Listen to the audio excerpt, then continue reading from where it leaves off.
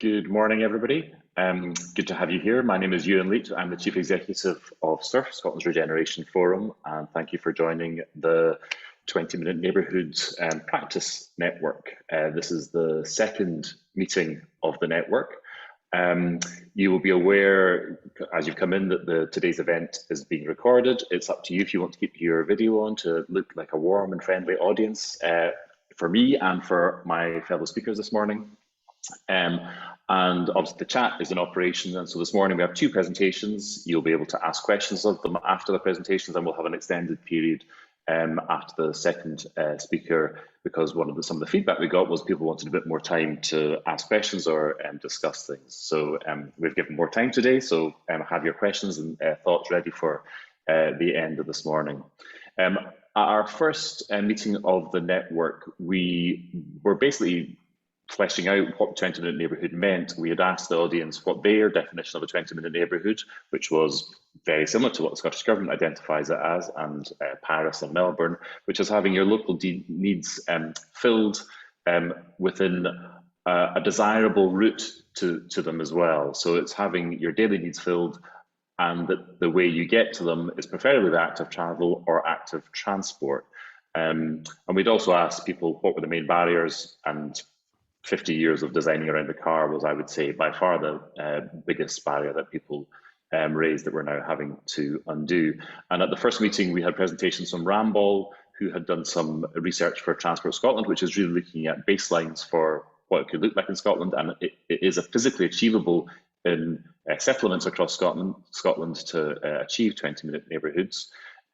We also had a look at Edinburgh's strategy for 20-minute neighbourhoods, which they are rolling out across a number of different areas in the city.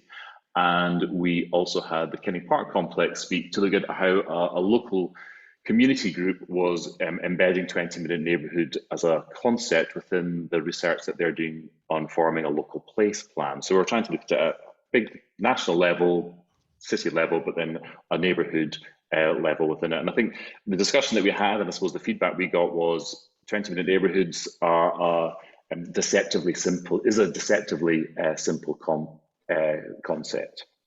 And I would say the conversations that I've had with government over the past few weeks would say some of the issues that are maybe arising around public or practitioners' use of the 20-minute neighbourhood is some people's fixation on the 20-minute and the 10-minute out and 10-minute back, and having that from every single person's doorstep, that will probably not be something that is achievable and maybe not desirable. But it's the concept of livable neighbourhoods that the 20-minute neighbourhood concept is trying to capture. But I thought, as we began today, one of the most helpful things I could do is share with you what is actually in the programme for government in relation to 20-minute neighbourhoods. So I have drawn out some statements from it in a brief presentation. And so it gets about 6 mentions in the programme for government, which most of you will be aware came out last week. That it is a fairly important policy concept for the Scottish Government's programme, not just for this year, but for the entire period of the Parliament. And you can see from what I've just presented to you now, there's quite a strong focus on NPF4, on the National Planning Framework, and how the policy will look in that, which, as you will see, is going to be consulted on again. I imagine many of us have already given our opinions of what should or should not be in NPF4 over the past few years. And it will be presented to Parliament in a draft form, and there will be extensive public consultation on that. And we've already had a discussion with government about them coming to speak to this network once the NPF4 has been published. And obviously of note, once NPF4 is approved and adopted, it has the status of the development plan. So this is where the NPF4 is becoming maybe slightly different from previous versions of it. And it's also looking at it makes mention of how the place standard tool will incorporate the 20-minute neighbourhood within its framework. Rightly so, the programme for government also acknowledges the importance of transport within achieving 20-minute neighbourhoods, and one of the headline figures is there's £320 million available for active transport, so 10% of the budget over the next 5 years, which is good to see. Everyone sounds like a large sum of money. We will all know that that money is probably not enough to do what probably our individual or local aspirations are. My one other comment on that would be that one of the things that research shows is the public transport element in achieving 20 neighbourhoods is very important, particularly when you begin to look at non-urban areas. And what the programme for government doesn't really do is look at the public transport network. Although it looks at fair shares as being something that's going to be addressed in this government, it's not really addressing some of the difficulties that some parts of Scotland face around achieving good connectivity through the bus service. 20 neighbourhoods further mentioned, again, looking at what's going to be launched later this month in the Our Place website. I think this has been flagged for quite a few months. We've all been expecting it to be launched soon. We understand it will be launched at the end of September, and we'll look forward to seeing what is in that. We know that there's case studies that SURF has contributed, and you'll also note that as part of this whole place concept, that the Work Local Challenge programme continues with the Construction Scotland Innovation Centre and with Scottish Futures Trust, because obviously where we work is part of the 20-minute neighbourhood concept. It's also something that is in a state of flux, and who you speak to now in the public and private sector, you might get quite different messages. There are fairly significant investments in new office space being looked at in the cities, because developers are clearly sure that we're going back to office working at scale.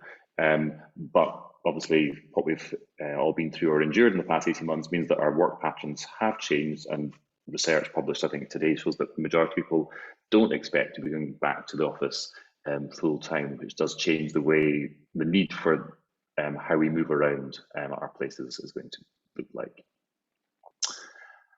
Oh, I seem to have missed the last slide. My last slide was going to introduce our following speakers, but actually my last slide was actually this slide, which is as part of the regeneration programme, the £325 million, which is being dispensed over the next 5 years, which again has been flagged for quite some time for this Parliament.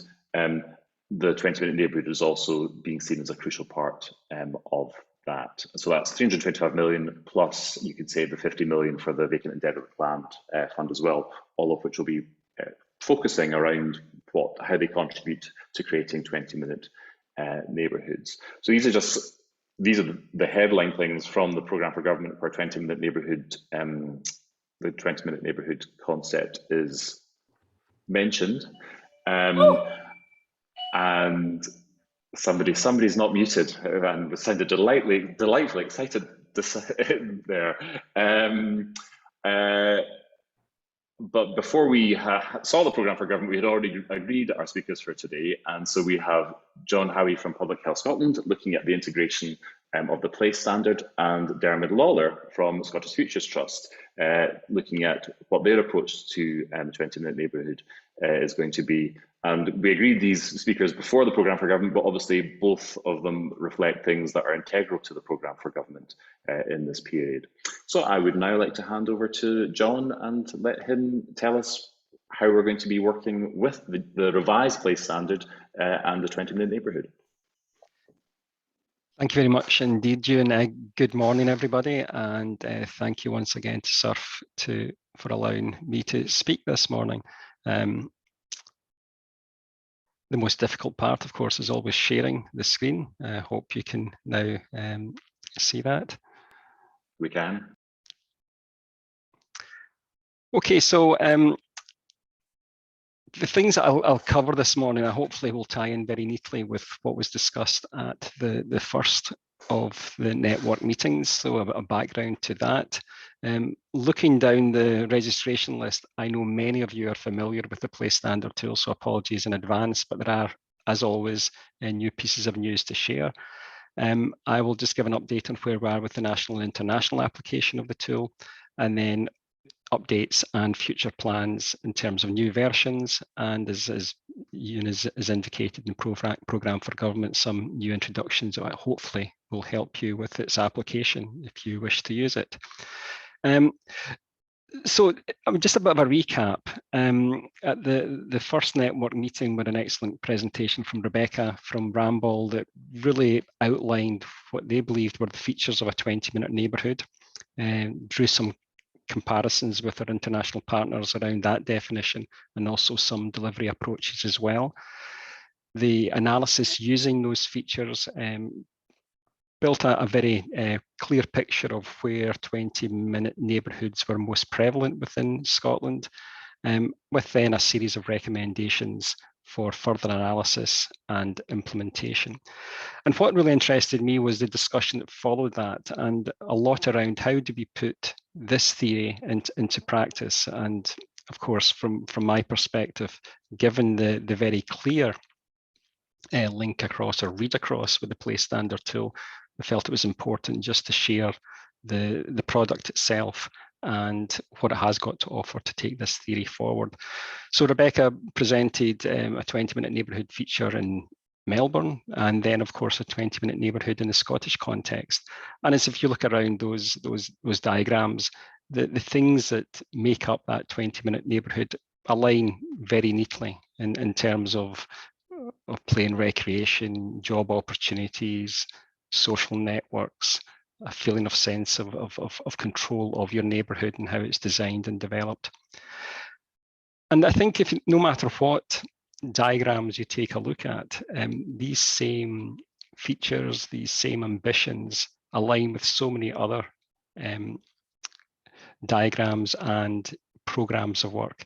And it couldn't get any higher than the UN Sustainable Development Goals, which of course guide our national performance framework and indeed shape the climate change adaptation outcomes as well. So there is alignment there, and for completeness and what we're going to talk about today, the Place Standard tool has very similar alignments with the UN goals and those other diagrams that I've just spoken to there.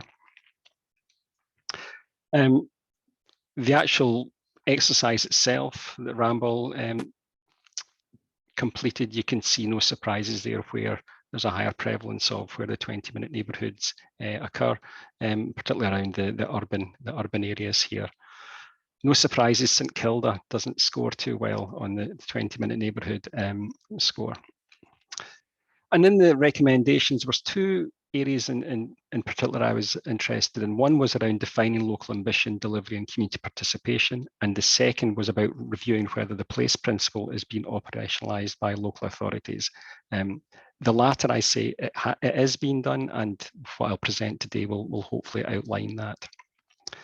So the Place Standard tool is one good option to take forward those recommendations.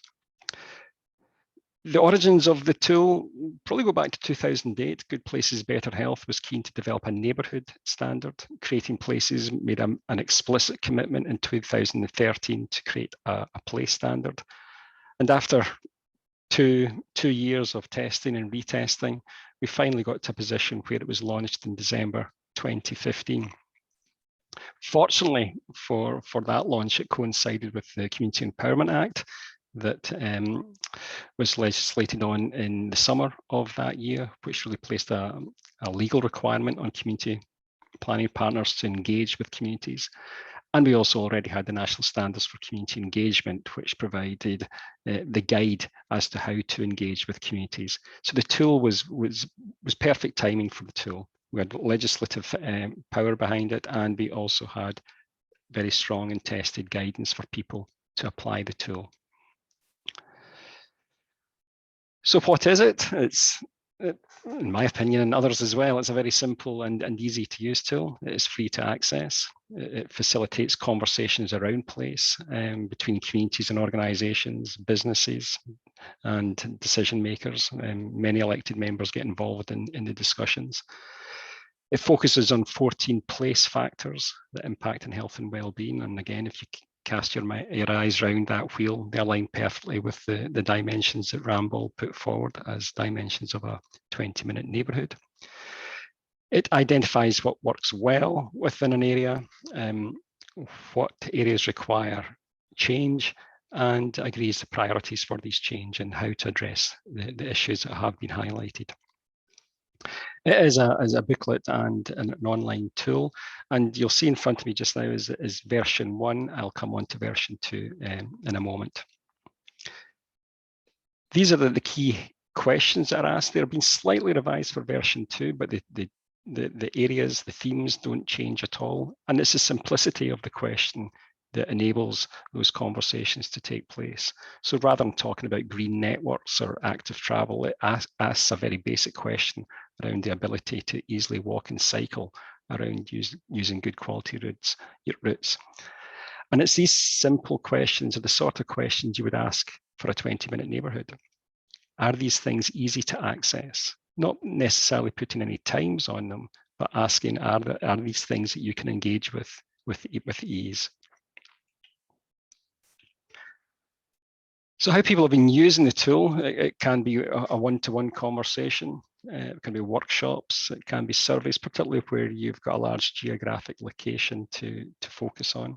And there's an increased use of GPS mapping now as well, where people can log on and pinpoint exactly where some of the issues and what works well on that map.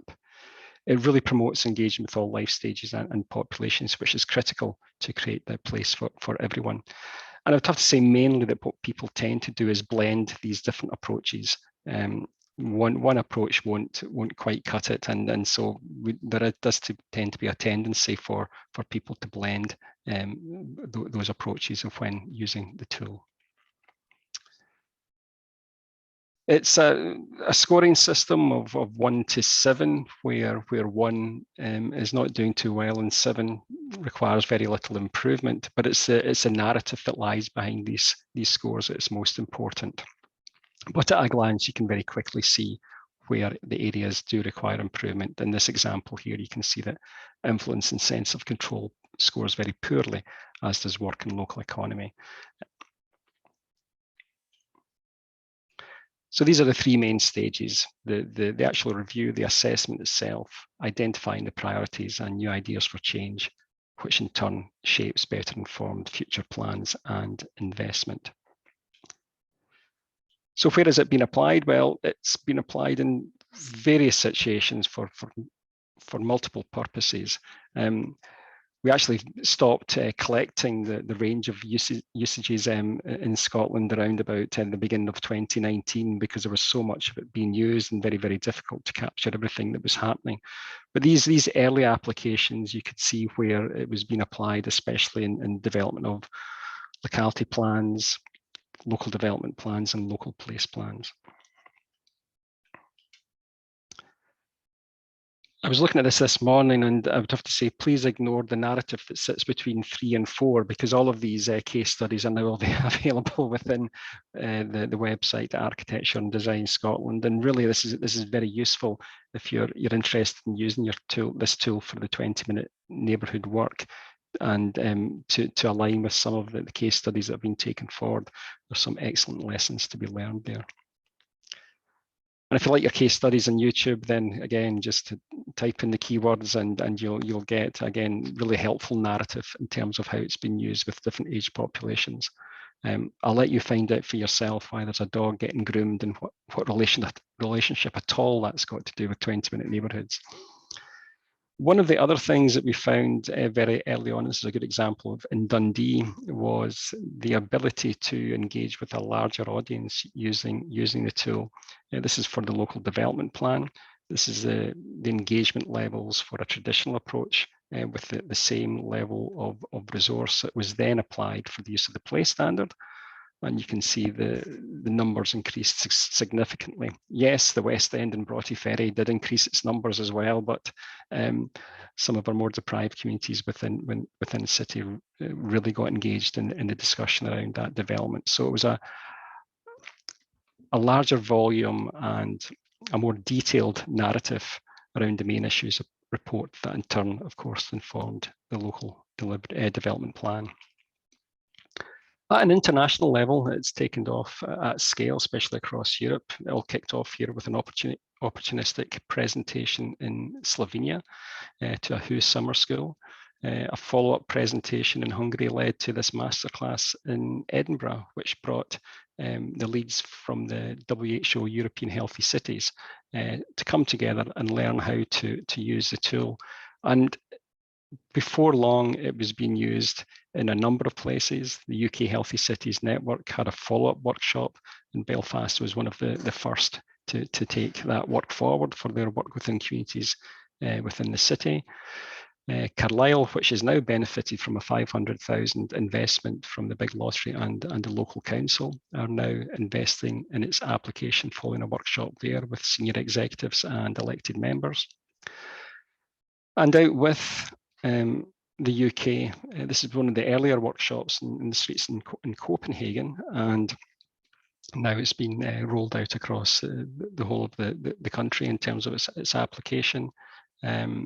This was one of the first of those workshops in Traj, and it's been used across a number of cities and communities in the country.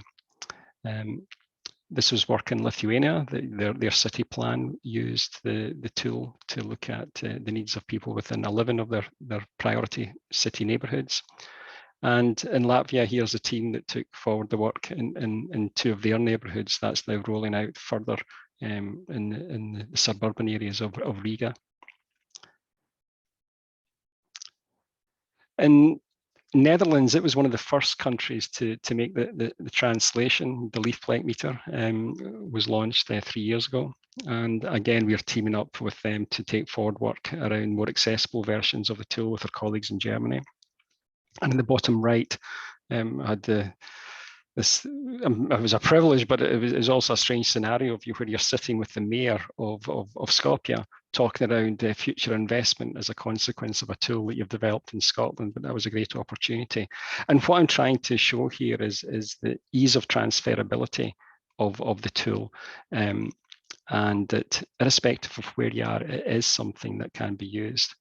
This is its application in Turkey. And finally, you can see a whole number of other areas where it has been applied.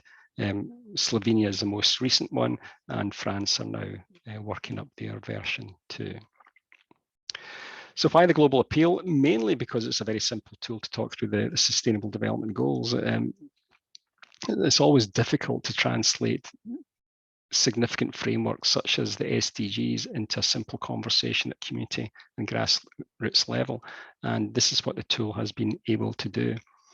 And as a result of that, we've been invited to lead the discussions at a European level for healthy cities to take forward the place theme. We are now proceeding to develop a WHO European task force for place. And that will enable further lessons to be generated, and also for Scotland to support some of Europe's most deprived communities through our partners across the Healthy Cities movement. There's been much to celebrate. In the early days, we won the RTP award for planning for wellbeing, and in 2019, it really brought together all the work that had been carried out both within Scotland, the UK, and across Europe.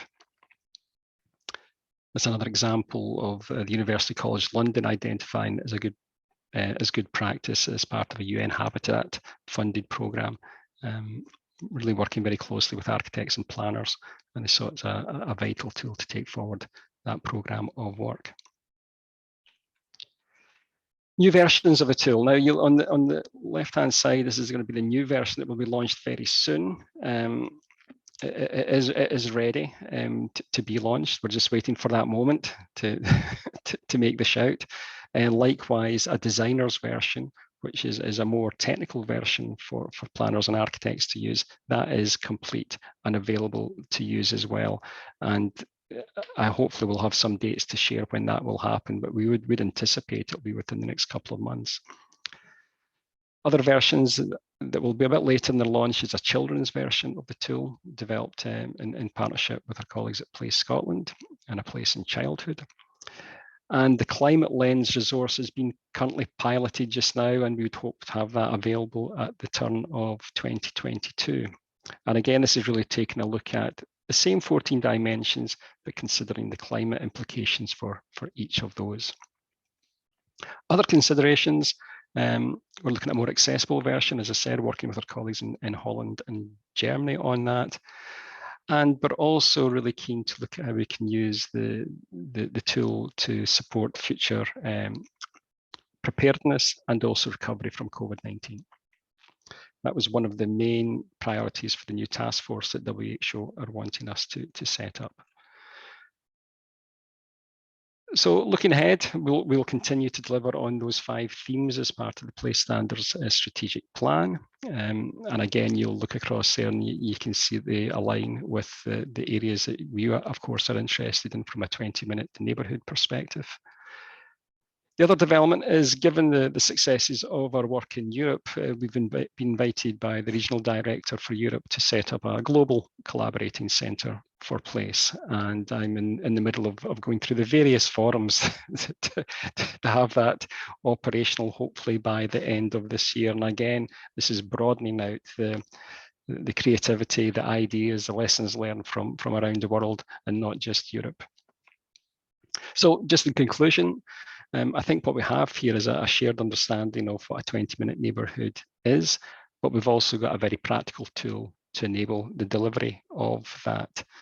It is just one option, and I would stress that. There are lots of tools out there, but given the definitions that were discussed at the first meeting, if that's something that you support, then you have got a product there that you can pull upon to put that into practice. It's highly reputable as a tool. I would stress that in order for this to happen, that you do need effective leadership and good program management processes to support. You can't just rely on the tool itself for it to be seen through to completion. Most importantly, it puts people at the heart of decision making relative to place, as it is trying to create a tool that anyone can access, no matter their background or position. So I hope that's been helpful. Of course, if you are interested in learning more about that, please do get in touch with me directly, and we can discuss how the national team can support you use the product. Thank you. Thank you very much, John. That was a very helpful overview and speedy run through those slides. Very happy to take questions from the audience now. You can either put it in the chat box or raise your hand, and I will take it. I suppose, John, one of my questions was on something you mentioned towards the end of it in regards to the climate lens being applied to it. And there's pilot ones just now. I suppose my question is, why are we looking at that in a slightly separate way rather than it being a fundamental part of the place standard? It was one of the early discussions in its design, Ewan, whether there'd actually be a 15th dimension on climate, but you're right, all of those 14 dimensions in a way play a part in terms of their relationship with climate, both in terms of impact and readiness. But we felt that there was a need to at least pilot the consideration of each of those 14 dimensions and have more explicit questions in respect to climate, probably more as a guide for facilitators when they're hosting a place standard workshop, for example, so they can pinpoint the relationship between moving around, walking and cycling and wheeling, and the relationship that has on climate, when in fact conversations may then start talking around the need for more car parks within town centres versus the need for better walkways and cycleways. So it is a pilot. We'll wait and see what comes out of that. It may be that we don't need to really adjust the place standard tool greatly, and in fact we just need to refine the guidance. But I think what we'll end up with is a climate resource that people can pull down on and refer to when they're running a standard place standard workshop or putting out a place standard survey. Okay. We've had some comments put in the chat regarding the place standard not having a sort of requirement for a growing space, and that should be part of it. And we also have a question from Dermot, who is asking, how has the place standard helped the design and redesign of services to meet local need? So I suppose we've been looking at how you can use it, outcomes from the place standard.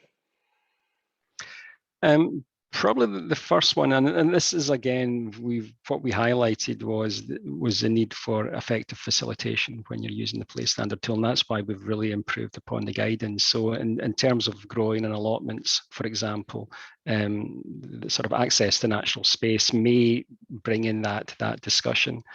Services and amenities may also bring in ease of access to allotments and growing as well.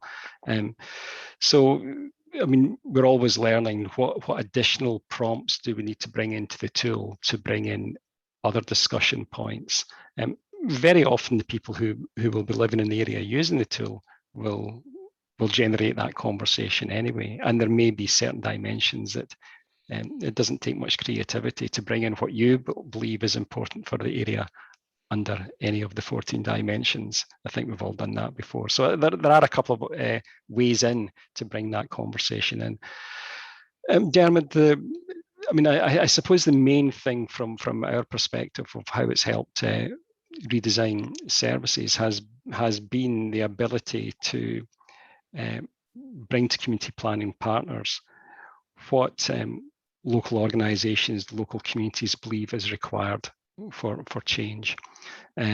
So it's providing them with the intelligence, the data to inform better decision making. In terms of expecting the tool to make these changes, that's why I really emphasise that point at the end, that it's really important that we don't over rely upon the tool making these changes. It's an instrument for generating information to inform investment and improvement within the services that we deliver. And I think it has done that. It's done that when you actually read local development plans and place plans where there's an explicit reference to the recommendations being as a consequence of the place standard tool being applied. We have a couple of other questions. So Nick Marshall's asking for examples where the place standard has been used by grassroots organisations rather than top-down organisations. Yes, it is, and I think that was one of our main ambitions, is to create as much independence as possible in terms of people's application of the tool. And just most recently, it was really rewarding to see. I sit on the panel for the Vacant and Derelict Land Fund, and what we saw with a number of the applications, including smaller voluntary-based groups, was reference to the place standard tool when they were dealing with the question is, how have you engaged with the community to identify this priority? And the place standard tool was used by those groups to identify what the priorities were, which in turn highlighted the need to really respond to these areas of derelict land. And when the funding opportunity came along, they were able to pull upon that information. But we're always looking for increased independence and people being able to use that. But again, if you look at some of the case studies that have been developed, you can see where these have been applied. Actually, the next question follows on, from my perspective, quite interesting, because it's John Semble's asking if the new online tool have links to mapping, because obviously mapping, we've all probably seen it being used in really clever ways around surveys, but some of the mapping, the underlying apps for that are quite expensive, so they're not always accessible to grassroots organisations unless they have a larger partner involved in it. So will that be included in the new version? As far as I'm aware, it won't be. There won't be a mapping. I mean, it's a big enough challenge just now getting the new version online just now. It has taken a while, and I think we're close to nailing that. But I think that's probably one for version 3. Right. Okay. We can all press for that then. Barbara Kerr is asking that a place in childhood were involved in developing a version for use with children and young people, and do you have any information on when that will be released? Yes, my colleague in Scottish Government is leading that work. It has been delayed due to a number of negotiations around the final content. I would hope it will be released by the end of the calendar year. that's the information I have just now. And I know that if people have heard this presentation before, I've given other dates in the past, and they're a lot earlier than the end of this calendar year. In fact, we're past them. So my apologies for that, but the work is still continuing. And please do get in touch if you're really eager to see that getting fast-tracked for your own application. Okay, thanks very much. There's a couple of good comments coming in response to John Temple's question with other places that you can look at mapping. Barbara's suggesting an app called Outdoors, and Anne Campbell, my colleague, is pointing to Green Map, which is a open source one, which actually we were talking about yesterday when we were on a visit to Dunoon, which are worth looking at. My other colleague, I'm just going to say, Ewan, just to say thank you very much for that, because I was aware that these do exist, and we had a very good presentation from Cairngorms National Park on similar application of tools like this. So please I'll get a copy of this. The more links you can share, especially if you've had experience of using them, please do share them with me. Okay, that's good to hear. Derek from Surf is asking, it's 6 years from the launch of the Place Standard. Are there any places you're aware of in which the Place Standard exercise has taken place, a particular regeneration intervention has been made in response, and a further Place Standard exercise has taken place to review the impact? Well, Derek, you must have access to my sent items and my email, because one of the priorities for this year is to hopefully answer that question. So we're looking at impact evaluation. We did do an early process evaluation in terms of the effectiveness of the Place Standard process, but we're seeking now to look at what the impact has been and what has generated that very impact. I made a final point in the presentation around the need for leadership right at the outset. So any results emerging from a Place Standard exercise comes as no surprise to the people who have to make the decisions around investment, that it feeds into the documents that are critical to then play their part in shaping what investments are taking place. And of course, we have to be realistic in terms of opportunities that may arise that may fast track some of the suggestions. But of course, there are financial barriers and timing barriers as well. And of course, what's happened over the last 18 months has had a major impact on that as well. But we hope to be commissioning that exercise this budget year, and so I'd anticipate that we'll begin to see some of the drivers that make that process successful, and the Place Standards role in that sometime next year. Okay, thank you very much. Now there's a couple of other questions in the chat box, John. I'd maybe ask you to reply to them in the chat box if you could.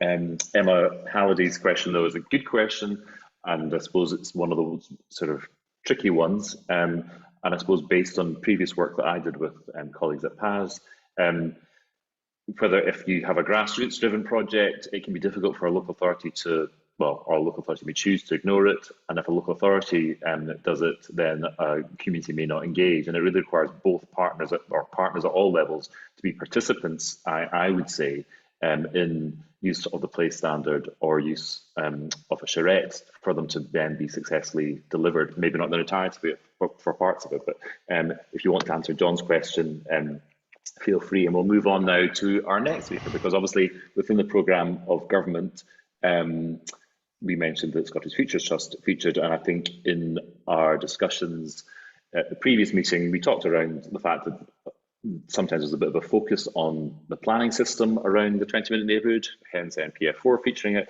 but actually the future for 20-minute neighbourhoods is dependent on a huge number of decision makers. And the Scottish Futures Trust obviously play quite a crucial role in where and how some public services are sited and delivered. And so we thought it would be good for Dermot to come and tell us how they were going to adapt to the 20-minute neighbourhood policy. So over to you, Dermot. Thanks very much, Ewan, and thanks, John, and thanks everyone for the opportunity. I'm just going to share my presentation here, so hopefully it comes up okay. Now, brilliant. Well, thanks very much again, and really delighted to be here. And I suppose just to kind of provide a bit of an overview, as Ewan says, around the services, the assets, and the integration bit. So 20 minutes, so what, I suppose, if in a nutshell. And to start that off, I suppose maybe just to kind of offer in some observations on impact more broadly. So the 20-minute idea is a fantastic idea to get people to think about the idea of local. But if you're living up in Westray, local means something very different to living in Pilton or into Wester Hales. So I think a key focus is about using the idea to get people to think about living well local. What is it we need to do to provide in terms of services? What is it we need to do to protect, to provide assets and investment around that idea of living well locally? And the key bit is around the local and the meaning of it. So 5 observations here. First, and these are intended as challenges to some of the 20-minute discussion. Number 1, the key issue is about focusing on need, not numbers. So it's less relevant whether it's 11 minutes from here to there or 19 minutes from here to there, and more relevant about what are the needs of the community within the locality that are being addressed. Are we doing the right thing by people, or are we just doing a numbers thing? Number 2, just because stuff is nearby doesn't mean it's a good experience. So sometimes in some places, as colleagues will know, there are things, but people aren't using it because they don't feel welcome, or it's not convenient, or it's not attractive, or it's not working. So the quality of experience is key. So now 2 things, and are really important. One is, are we doing right by folk? Are we putting the right stuff in the right place for the right reason? And is it the right quality to do the job that people need? Number 3 is the 20-minute thing cannot be quarter of a hospital here and half a school there and a bits and pieces of stuff. It's about the relevant provision. What's relevant to this locality, and how do we get the things beyond it? And around that relevance, some of it is around providing things through the community direct. Some of it is about using blended technologies to access stuff beyond it. Some of it is about, kind of thinking about the prioritization of what goes where and why. So the relevance, and a lot of this isn't just about a neighborhood having bits and pieces of the stuff that you're supposed to have. It's what is the right stuff for us, doing the right stuff for our community to tackle the needs and ambitions of this place. 4th bit is that it's still curious to see that there's often good things in the wrong place in many situations. And so my own mother has vascular dementia.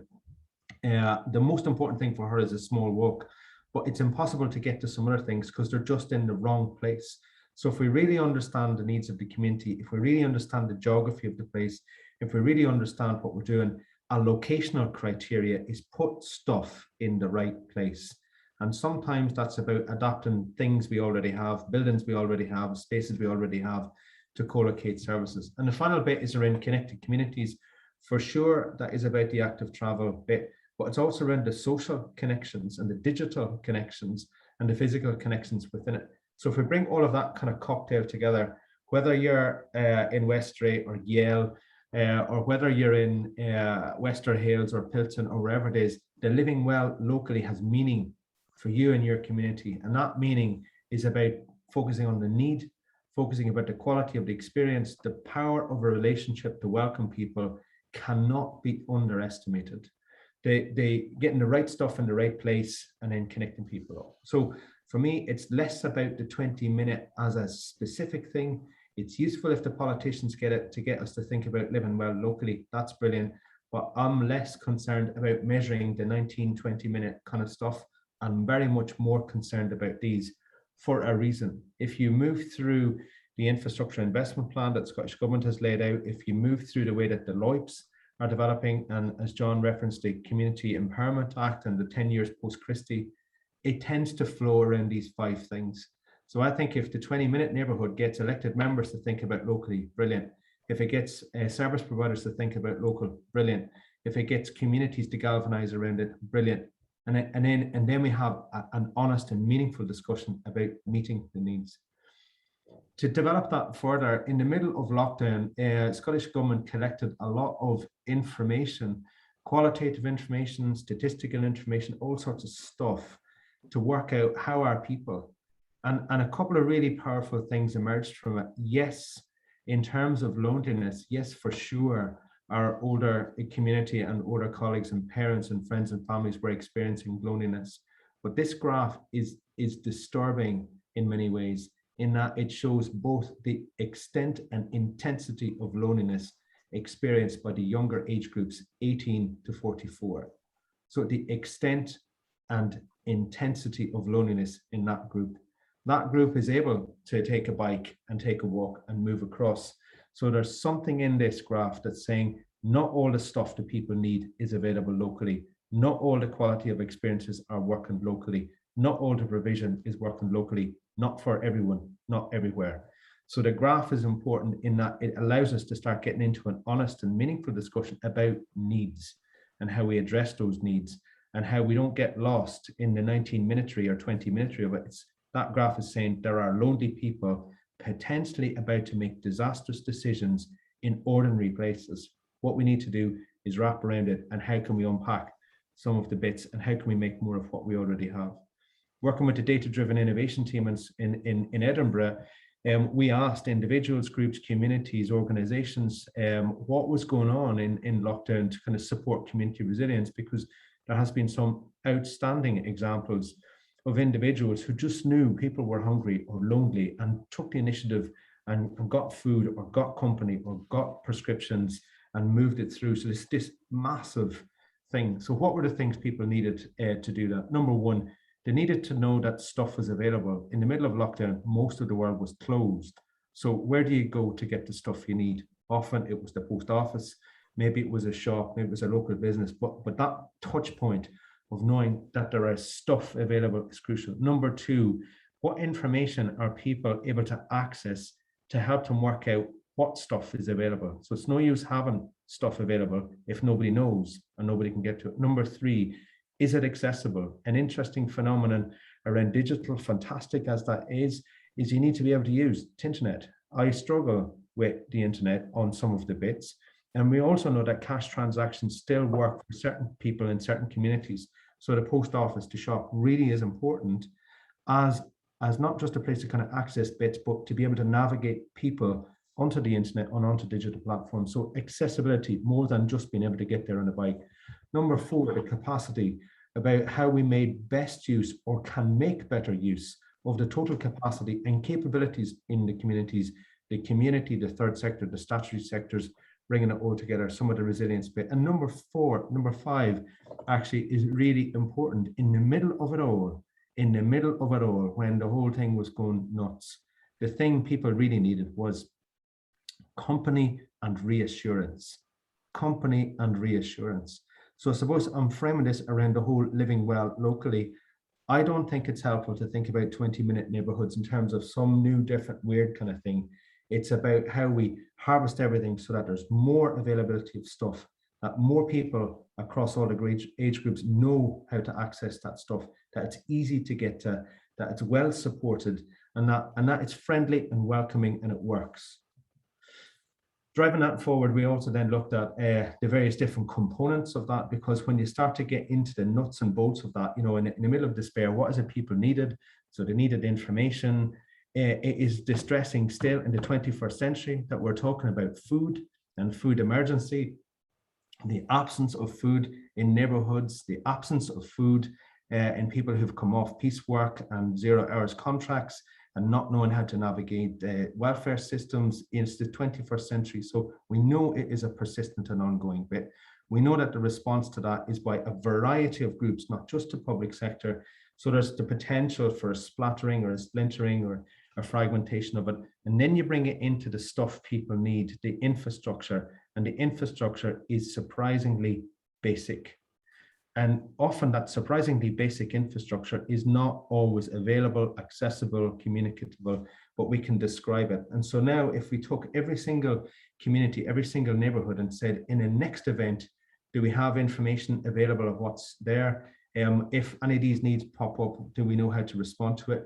Can we galvanize the groups that are kind of providing the response? Do we have the right infrastructure, the basics, in a kind of coordinated way? If you look at the very simple patterns of what were happening in the lockdown, between COVID response hubs, between mummies and daddies doing stuff, between post offices holding books for young people in schools in North Ayrshire, there was a kind of very hyper-local type of distribution network popped up. Was it 20 minutes? It was local. And then around that local, there was some basic places open that people got to using the footpaths or using whatever they needed. And around that, the kind of two key things that people really needed were kitchens, so they could boil kettles and make soup and do stuff, and access to that digital bit. If we build from that, and I suppose here's my other point, is that we often talk about the experiences and what happened and all the good stuff to come out of it, but we're not good at using the learning. We're good at describing the phenomenons, describing the situations, describing stuff, but we're not good at using the learning. We need to use the learning around live well locally. And as we use that learning, we can then say, actually what happened really quickly is that we shifted service deployment from often a hub and spoke kind of bit into rapidly COVID response hubs. Were they perfect? Perhaps not. But what did they do? They provided more locally relevant services at local level with local people for local issues. And then that sets up the opportunity to connect up more. So you might have some things here, you can then get to more stuff there. And so it's around that relevance bit that we're talking about. And that then sets up a landscape of how we would prioritize where we put landscapes and public spaces and connect it up.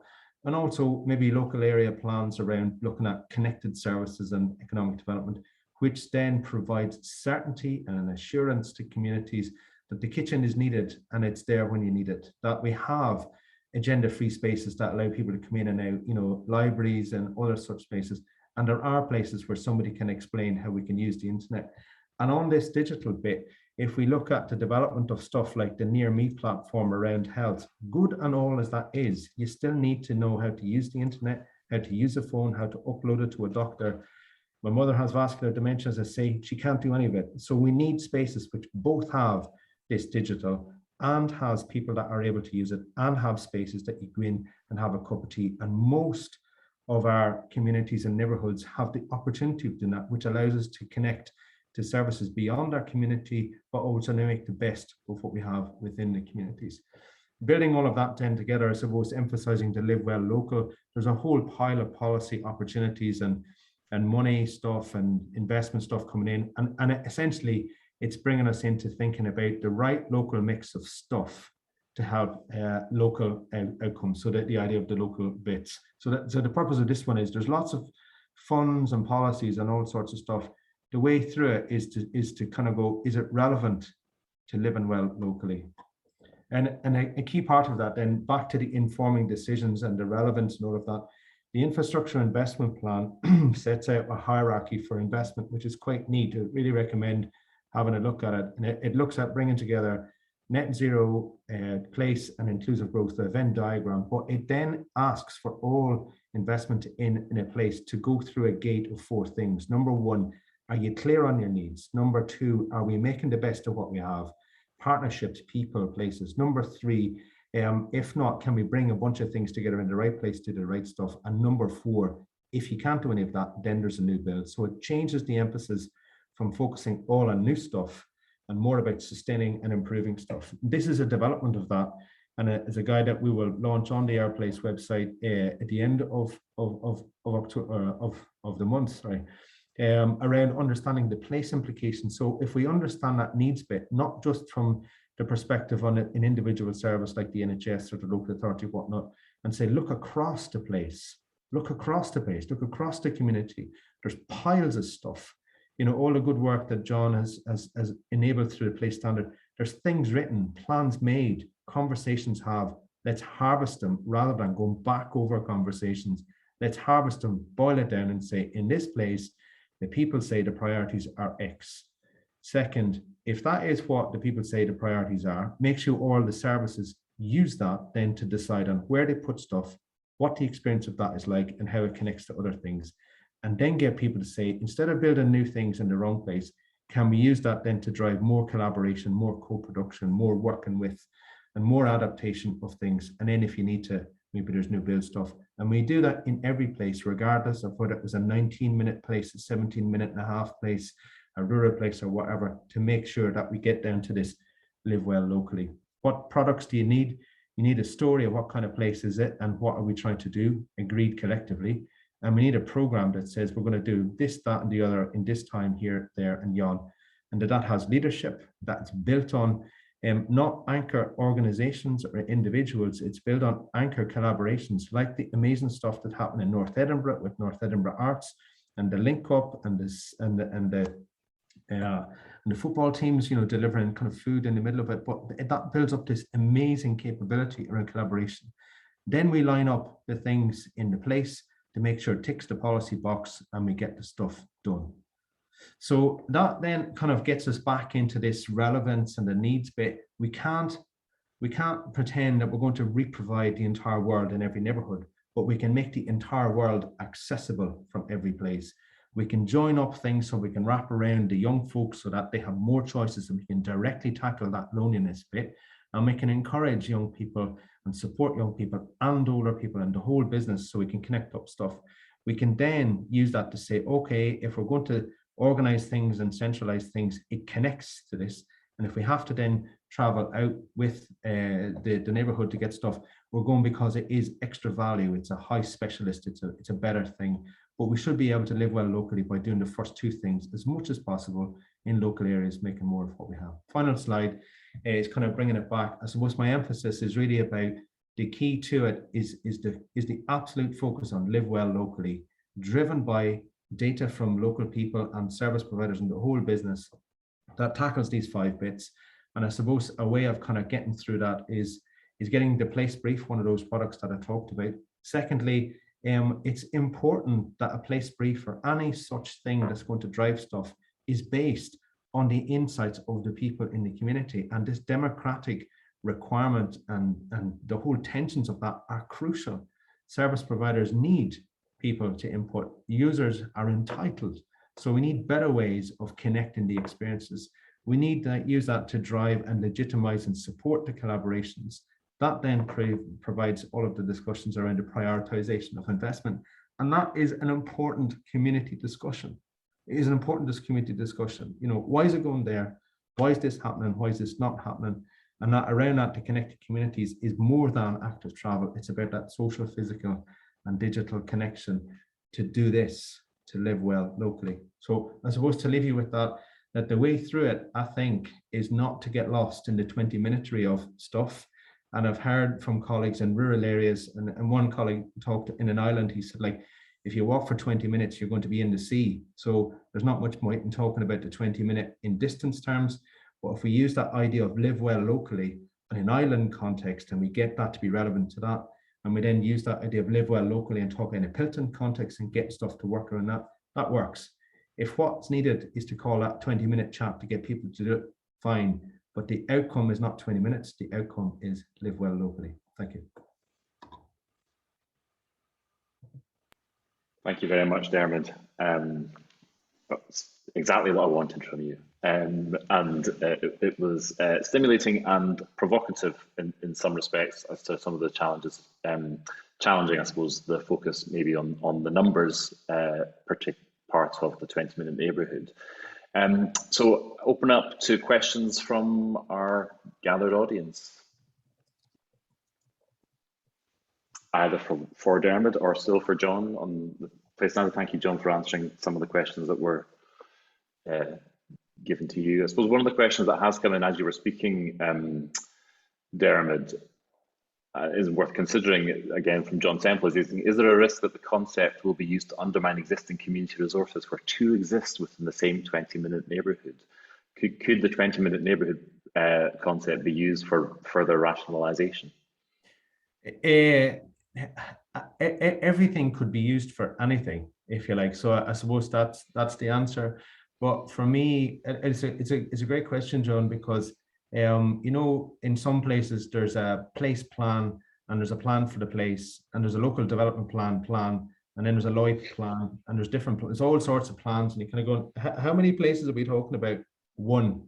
Well, here's an idea. Why don't we just get everyone to talk about what are the priorities for this place, and then get some commitment to carry that across. So I think you're right. There is the possibility of different initiatives undermining each other, but I think to have not like a big master plan, it's just saying, what are the handful of things that all of us are going to work towards?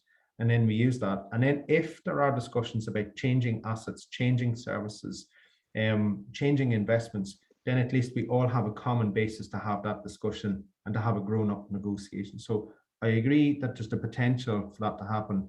I guess that does place emphasis on trying to get the place story as a shared story rather than allowing people to tell different stories in the same place, which, to be honest, wastes communities' time. In one community I was talking recently, there is 2 years of consultation time required of the community in our investment. That's ridiculous. That is ridiculous. So I would say let's bring it together and let's have open, honest, difficult discussions, but with some shared principles to drive it. Okay, thank you. David Somerville, you have your hand up. Hi, thank you, Ewan. I'm aware that another aspect of the programme for government, which is implementing the housing to 2040, is this really, really ambitious figure of 100,000 new homes, actually increased to 110,000 new homes that are affordable or social housing.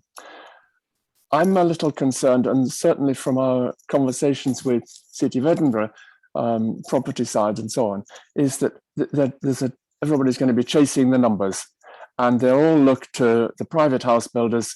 Oh, they can help us, and so on. I'm pitching, I'm not picking, I'm pitching for the concept of co-housing as a way of helping to develop that 2-minute neighbourhood, never mind the 20-minute neighbourhood.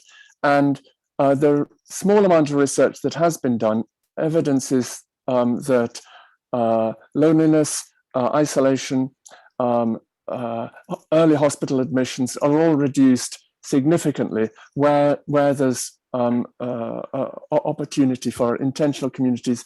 Now, it's a different way of doing things. And I'm just wondering if either Diarmaid or John has got any comments as to how that might map out as we go forward. Yeah, I think a great question, David, and a really powerful concept around intentional communities. So I suppose I'd respond to that in 3 ways. You're right around the numbers. So the first response then is using the Housing 2040 with some of the principles that set out around community and living. How do we create accountability to the principles, not the numbers? So the purpose of that investment is to support communities. So given that we know numbers are going to move through, how do we drive that to make sure that the output of those numbers does create more community choices rather than just numbers in location? So that's number 1, just around that kind of practical kind of side of it.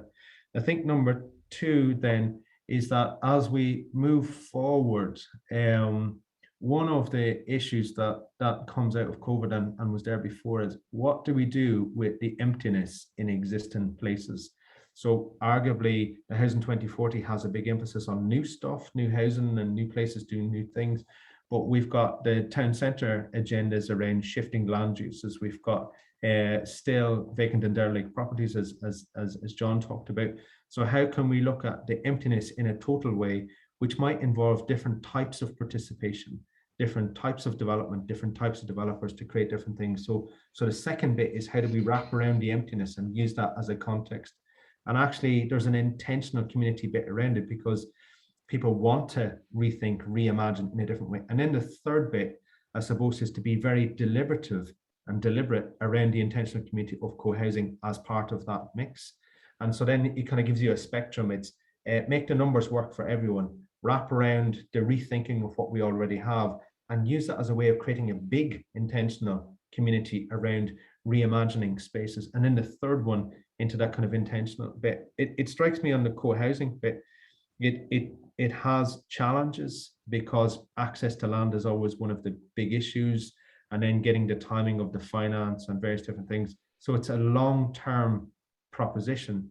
Given that is the case, I think it would be quite good to say, well, that's what we need. We need time to build a social capital. We need time to build that internal community. We need different ways of looking at it. And that becomes a really powerful idea. So there's a guy called Stephen Hill from C2O Future Planners, who I think you'd probably be aware of, David. And he talks about, using co-housing as a thing in itself. So if you have the opportunity to land the money to community, go and do it. But in other ones, he had talked about where some communities are going to be built out over 15 or 20 years. And the very first proposition would be a co-housing development, which establishes people in the place and then things develop around it. I really like that because it positions co-housing as part of community building with other links around it, but it then also positions it around a long-term change. So three things then. One, make the numbers work for everyone. Two, let's create intentional communities around the idea of reimagining empty space. And then three, let's look at co-housing as one part of the mix with a long-term strategy. Thank you very much, Dermot. John, do you have anything to add to that? I mean, I suppose just to reinforce Dermot's point, I mean, we're probably all very fed up with a number being floated and they all have to achieve that by a certain date. We know the realities of how these things get developed. I mean, the important point for me is to think about housing as part of that overall place and how does the whole environment require to function in order for the people who are living there to have a fulfilling and lifestyle. I mean, and there are examples of that. I mean, I think a nice example was Alloa Town Centre, where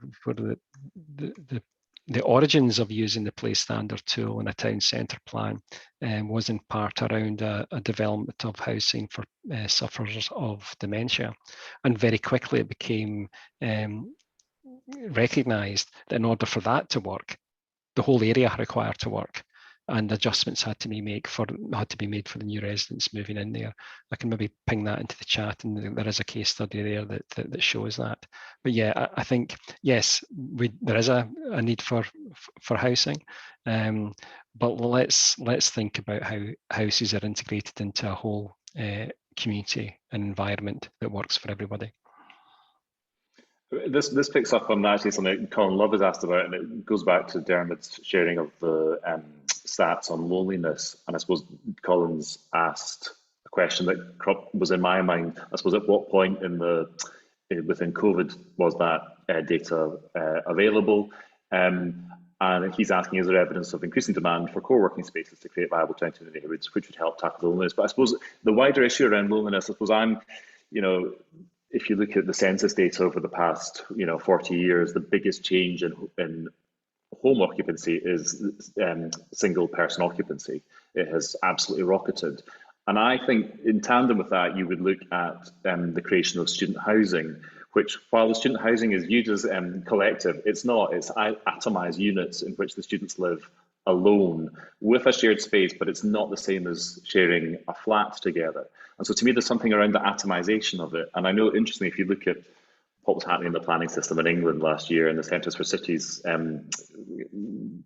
getting quite a good traction within the Westminster government around their planning system, which was, from our perspective, maybe deregulation. They were often looking at Japan as a model for housing solutions, but Japan also has massive issues around loneliness, and they're obviously not making that connection at all. But for us to do that from a state perspective, it is social engineering, and it requires you to say people are lonely and there's a cost of loneliness, and do we need to create 110,000 new houses, or do we need people to share space? But we have moved into a kind of mode of economy and mode of living where there is a demand and there is a market for that individual space. And I don't know how easy it is for government and for Scottish Futures Trust to sort of enter that space. Yeah, well, the answer to the last one is with difficulty. I think around the atomizing of it.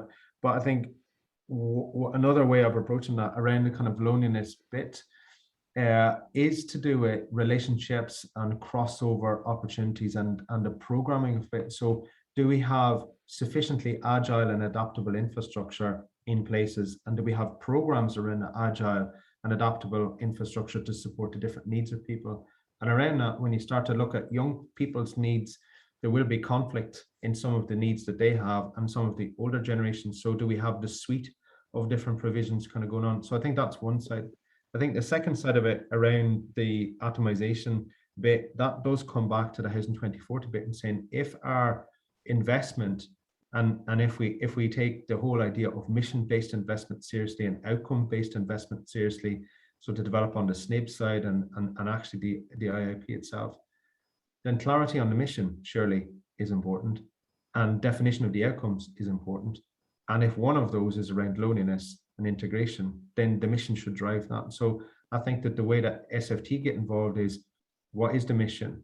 And then how do we connect the mechanism to the mission to do the stuff? You know what I mean? So that there's almost one discussion on the loneliness and the outcomes, and then there's a second one on the mechanisms. I think that moving forward, there is a lot of emphasis around outcome-based financing, around mission-driven investment, and that's not going away. You know, you're seeing it in the program for government, you're seeing it in a bit.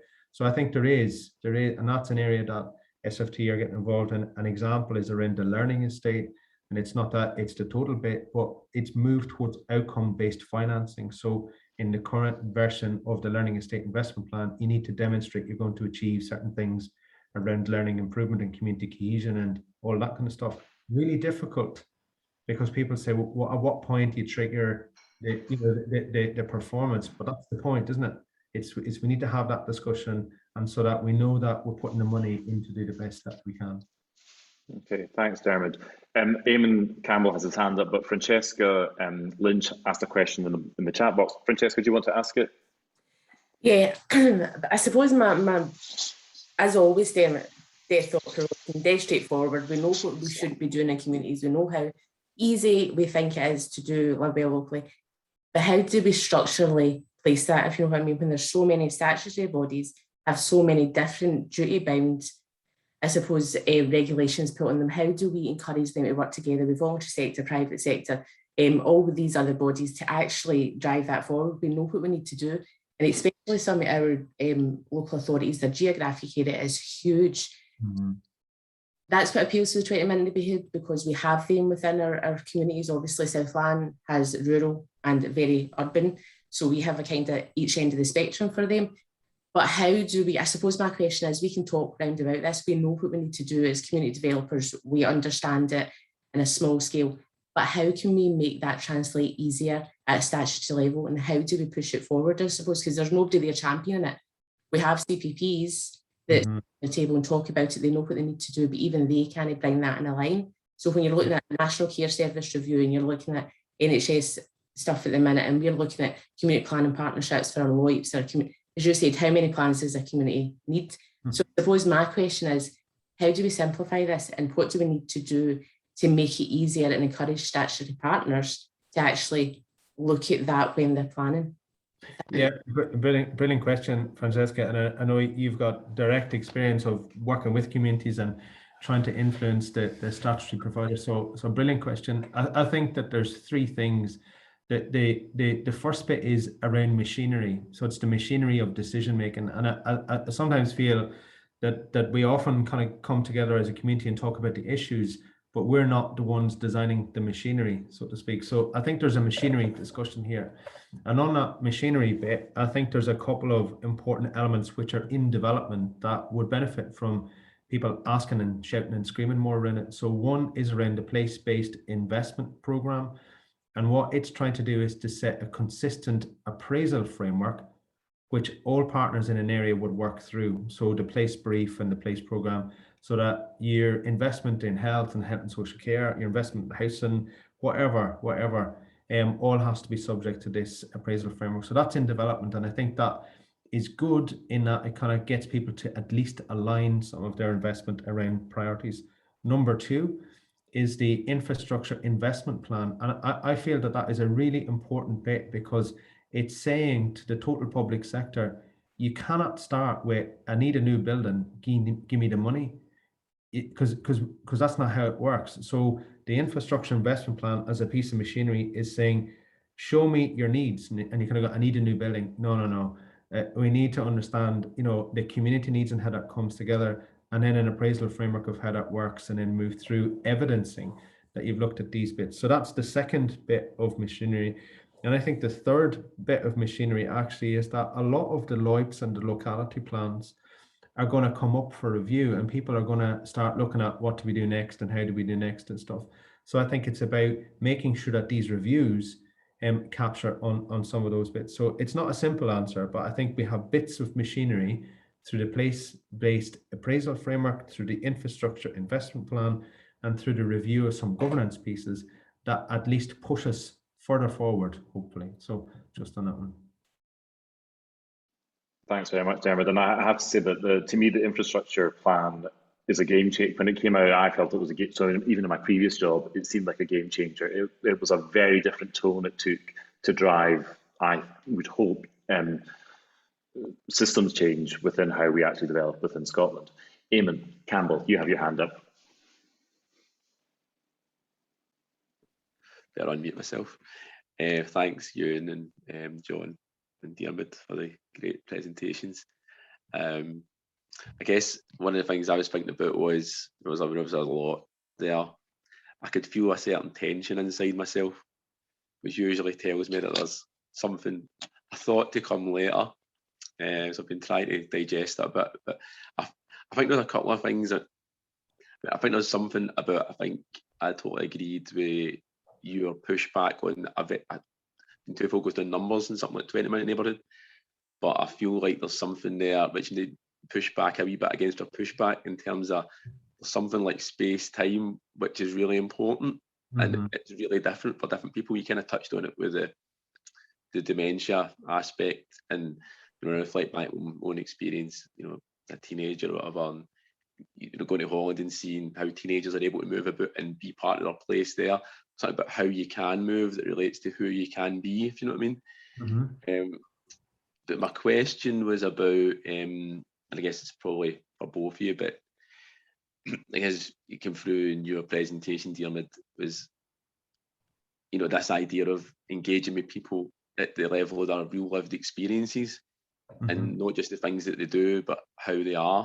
Do you know what I mean? So you talked about things like loneliness and, you know, things that aren't usually on a spreadsheet anywhere. And I guess for me, there's two challenges there. One is, as an individual, as a professional, and as a human being, what skills and what training, what skills do we need, and what training or capacity development can we get as professionals that would help us in that? And secondly, as organisations, how can we, or how should we? I mean, obviously the place standard starts at, it starts to engage people at an intellectual and factual level, but I feel like your appeal is to go something slightly beyond that. And I guess a slight attack on, just to make it even more complicated, is again coming back to that challenge for us as professionals. How do we then go full circle again and you know, not become modernists who say we'll just demolish everything and build a tower block, but not to throw away our education and our experience, and you know, we do know something. Do you know what I mean? A bit like you go to the doctor and you tell them it's wrong with you, and then they get a prognosis and a prescription. So, you know, having the humility to meet you where you are, but then what is it right and good to take back on board to say, here's what I suggest, you know, so if that makes sense, hopefully. But I'm like you, I don't like online, so there you go. No, a great question, Eamon, and great to see as well. I really like that idea of how you can move relates to who you can be. So I think that's spot on. So I think you're right to push back on the pushback. And I think it would be unfortunate if we said distance and accessibility is not important. Of course it is, but it can't be the dominant bit, because the logical extension of that is build a faster road to somewhere else. You know, so accessibility is really important. And I think it's a really good way, when you look at the needs of a person, taking my mom and a young person, it takes now to get from my mom's house down to the local garden, which takes an able-bodied person 5 minutes. It takes 22.5 minutes. But along the way, there's gardens with flowers, and she looks at the flowers and they have an intensity. But along that path, you're going up and down unnecessarily, footpaths and potholes and all sorts of stuff. And for me, I'm kind of going, well, this should be a lot easier. It just should be a lot easier, right? So I think that's spot on. Linking that then, just that idea that you're bringing in around the accessibility to the professional skills, I think there are 6. So I think the first one is listening. And it's surprising how weak people can be on listening. You know, we're geared to tell, fix, sort, do, but the first bit is to listen. And so the question then is, are we the right person to do that listening? So Francesca is a phenomenal listener and a synthesizer. So this brings up the collaboration bit. Who's the right person to do the listening? Skill number 2 is synthesis. So one of the challenges of the lived experience is that we collect loads of it, tons of it. We've got testimony and testimony and testimony. And then we hand it over to someone and they're going to go, I don't know what to do with this. I don't know if I have the emotional depth to get through it. I don't know what it means. So we need synthesis, which doesn't edit, so all that voice, what's it saying, right? So number 3 is imagining. So on the basis of the synthesis, can we, the professionals, help people to imagine different alternatives around what they've said? Not tell them, just saying maybe this, maybe that, maybe the other. Number 4 is prioritization, not us prioritizing, but saying, right, we've listened, we've synthesized, we've imagined. Now we have to make decisions. So how do we help prioritize what's first, what's next, what's beyond? And then around that, to build on your point and Francesca's, there's an influencing bit, because just because we have done a numeric prioritization of stuff doesn't mean that the priorities are going to be implemented in the way that the prioritization is happening. So there's an influencing bit. And then the final bit is around implementation. It's kind of carrying the implementation forward so that as we're implementing stuff, it is consistent with the listening. It embeds the key messages from the synthesis. It makes the imagined real. It used it as a live piece of evidence to continue the influence, and it also builds the capacity for more implementation. So listening, synthesis, imagining, prioritizing, influencing, and implementation. The question then, Eamon, I think is, are we the right people at all points in that journey to do all of that stuff? Or should be honest enough to say, sometimes we need someone, not us, to do some of the stuff, and we need the humility to bridge to that and carry the journey forward. Thank you very much, Dermot.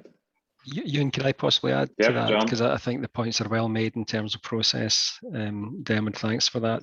I mean, and the pushback I think is important. I mean, many of us in this call have been working with discussions around social determinants of health or whole systems working, or a whole number of different processes and concepts. I think sometimes we have to be very pragmatic. If a 20-minute neighbourhood is hooking on to political thinking and investment, I think we make the most of that. And we bring these tried and tested concepts that we've been working with for a number of years into that arena. So it's an opportunity to bring what we think is important. It's sitting under a 20-minute neighbourhood banner, but I think we still can progress what we believe is important to make lives better for people who are living in our most vulnerable communities.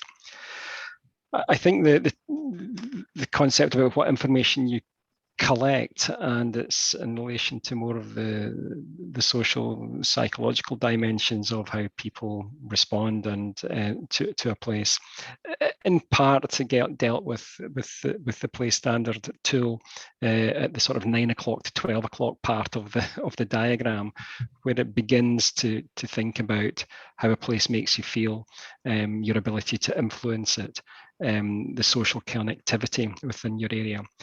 But I think the point's well made by Dermot in terms of sometimes we're not always best positioned to have these conversations, which at times can be extremely sensitive and upsetting, and it requires a skill set that not necessarily all of us have got. So certainly within the guidance that we suggest is really to bring in people where you believe there's a need for that specialism to have those specific conversations. It might be with young carers, it might be with children with autism, it might be people who are recovering from mental ill health. It's important their views are heard, but sometimes it's important also to ensure that we have people who have got the right skill sets to engage in the correct conversations around that. I think my final point would be around increasing the success through improved working relationships. I mean, all across Scotland, we're faced with the same legislation, the same policy, the same guidance, working with the same strategies. But we know we can always pull out case studies that really have used those to their optimum, and we see some real impacts happening as a consequence of that. much of the time when we take a look at why that's happened is down to really effective close working with people who trust and engage with one another on an ongoing basis. And I think some of the best examples I always find is when I go to more rural areas where there's a need to double up in roles and a need to make a most of the very limited capacity that's within an area. So I think, again, just to stress that final point, that investing in that working relationship and working dynamics can be just as fruitful as setting aside time to just really take through the technical stuff that requires to be delivered on.